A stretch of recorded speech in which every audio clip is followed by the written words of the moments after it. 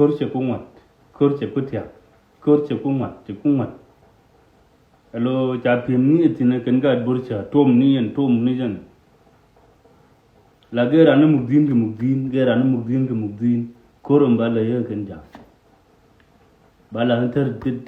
ne da tane loka bala hantin ne logo je yem na ga kan bala hantin kan bulu we ke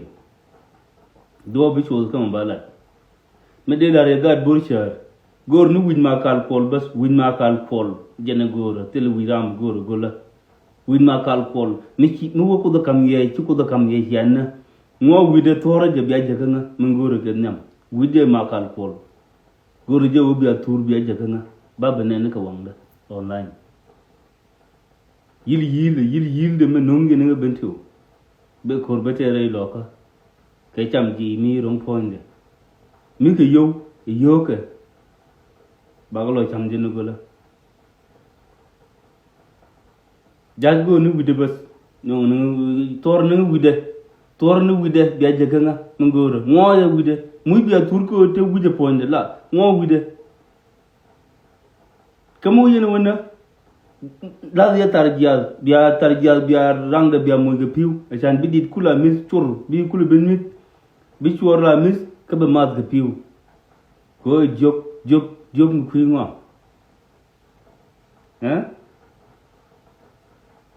porchar law noir gidambas selo arja wara gidambas wona ko won nyambas nyone ke jangan wor wewni ken nyol jake ni go awu widien tega tana dinana rajke yenjira ku yena passport ya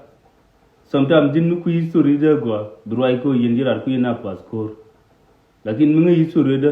bidang su duzin ko kor mai me gwa to ni je ngoda ko along